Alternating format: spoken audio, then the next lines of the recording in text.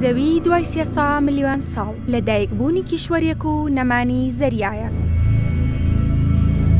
تیمێکی زانایان پێشبینی دەکەن کە لە ماوەی 200 بۆ 300 ملیۆن ساڵ گۆڕانکاری قوڵ لە تایبەتمەندیەکانی هەسارەی زەویدا ڕوودەدات و دەژڵێن ئێستا چەند نیشانەیەک دەرکەوتووە. لە توێژینەوەیەکدا کە لە پێداچوونەوەی زانستی نیشتیمانیدا بڵاوکراوەتەوە، زانایان ئاماژەیان بەوە کردووە زەریای هێمن نامێنێت. لە کاتێکدا کیشوەرەکانی زەوی لە یەکتر نزیک دەبنەوە تا دوجار یەک دەگرنەوە و دەبنە سوپەر کیشوەرێکی نوێ بە ناوی ئاماسیا.